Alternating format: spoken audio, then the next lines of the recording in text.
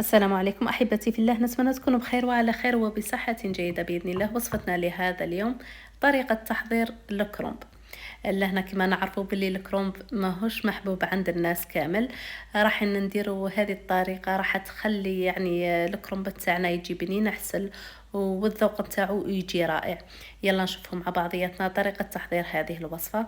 لهنا عندي حبة كرومب متوسطة الحجم، من ناحية هذيك الزوائد اللي يكونوا من فوق راح نقسمها على زوج. انا حنستعمل غير نصف، والنصف الاخر راح نحتفظ به باش نشارك معكم ايضا طريقة تحضير الكغاتان تاع الكرومب، ايضا تجي بنينة بزاف. يلا نرجعوا لهنا للنصف اللي راح نستعملوه دركا. لهنا راني نقطع فيه بالطول، يعني شرائح تكون ما تكونش رقيقة بزاف، شرائح عادي نقطعوها شرائح عادي. لهنا من بعد لهنا راح نحطه في إناء ونعاود نغسله هكذا. لكش ما كاين زوائد والله يعني يروحوا، ونروحوا نشوفوا طريقة التحضير نتاعو. لهنا هذه الوصفة يعني تحتاج تطيب على نار تكون هادئة جدا. نقصي الغاز نتاعك مليح مليح سيداتي، وصبري عليها يعني بالخف الطيب، ما راح تدي وقت كبير باش تطيب.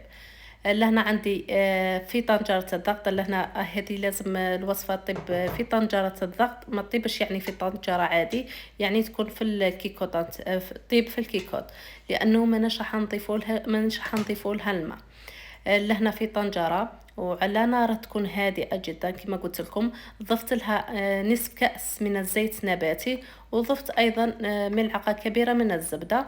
لهنا عندي صدر الدجاج، يعني تقدري تستعملي الفخذ، انا لهنا حندير الزدر. وضفت له حبة بصل كبيرة الحجم مهشمة، ماهيش مرحية، مهشمة رقيقة يعني نورمال. لهنا راح نقلي هذاك الدجاج مع البصل لمدة 5 دقائق.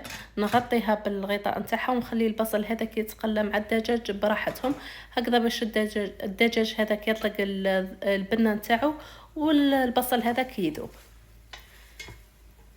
لهنا بعد ما ذاب البصل هذاك ذبل شويه راح نضيف له 2 فصوص ثوم.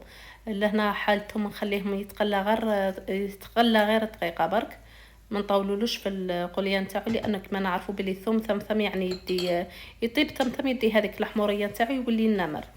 غير دقيقه هكذا برك باش يطلق البنه نتاعو، ومن بعد راح نضيف له الكرومب. لهنا حنضيف الكرومب هذاك اللي كنا غسلناه، ونضيف ايضا حفنه صغيره تاع حمص يكون منقوع ليله كامله في الماء، ما نكثروش الحمص بزاف. لهنا حل التوابل، نحتاج الى ملعقه صغيره من الفلفل الاسود وملعقه صغيره من الكمون، وايضا نحتاج الى ملعقه صغيره من الملح. دائما الملح يبقى على حسب الكميه اللي درتيها اللي تكوني دايرتها. لهنا نخلط كامل المكونات مع بعضياتهم مليح هكذا باش هذيك التوابل تدخل في الكرنب، وايضا البصل هذاك يتخلط مع الكرنب والتوابل.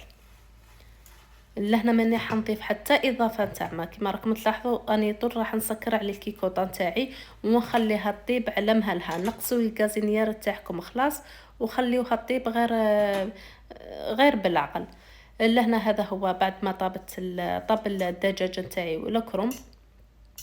شوفوا لاصوص يعني ماهيش راح تكون عندي لاصوص بزاف، راح تكون عندي قطره صغيره برك، لانه ما ضفت حتى اضافه تاع ماء. لهنا حنحي الدجاج، صدر الدجاج هذاك فتو. صدقوني هذه الوصفه راح تعجبكم بزاف بزاف، والذوق نتاعها يجي بنينه بنينه احسن.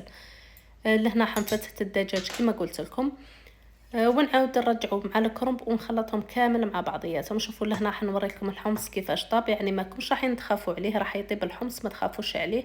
انتم وشنو هو تنقصوا الغازينيير تاعكم.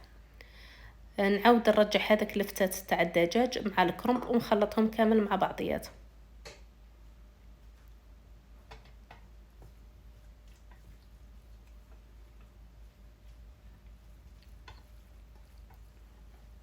بهذه الطريقه.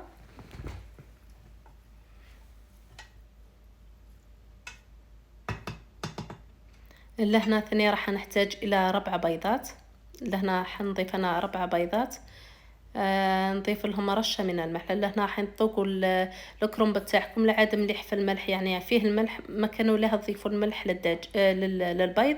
انا لهنا يعني الكرنب راه قد يعني مع الملح، ضفت له رشة من الملح للبيض، وايضا ضفت رشة من المعدنوس. نخلطهم كامل مع بعضياتهم، ونحاول نوزع هذاك البيض كامل على الوجه نتاع الكرنب، يعني من فوق. نحاول كل كل يعني كل بلاصه نمد لها الحق نتاعها من البيض.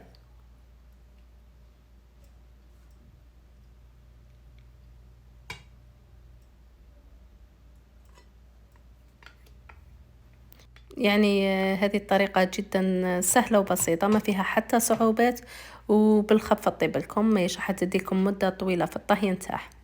لهنا كما قلت لكم باللي نوزعوا البيض كامل على على الوجه نتاع الكرنب. نغطي الطنجره تاعي ونخلي البيض يطيب براحته.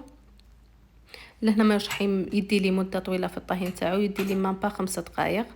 لهنا بعد ما طاب البيض نروحوا لصحن التقديم. لهنا حطيت الكرنب تاعي في صحن التقديم، ضفت له رشه خفيفه من المعدنوس، والطبق نتاعنا لنهار اليوم اصبح جاهز.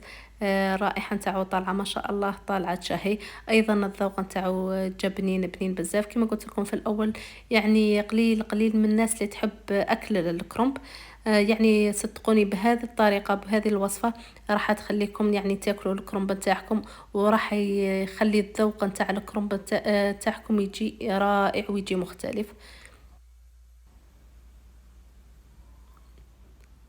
يعني جا ذوق وشكل، يعني ما الشكل نتاعو جا رائع، جا ناشف، ما فيش لاصوص، يعني ما يكونش فيه لاصوص، جا ناشف. بصح الطعم نتاعو جا رائع. لهنا نكون وصلنا لنهاية الفيديو. نتمنى الفيديو نتاع نهار اليوم نال اعجابكم. لا عجبكم الفيديو ما تنسوش تحطوا له جيم، ايضا ما تنسوش بالبارطاج نتاعكم مع الاهل مع الاحباب مع الاصدقاء. وانتظروني في فيديو اخر باذن الله، في امان الله.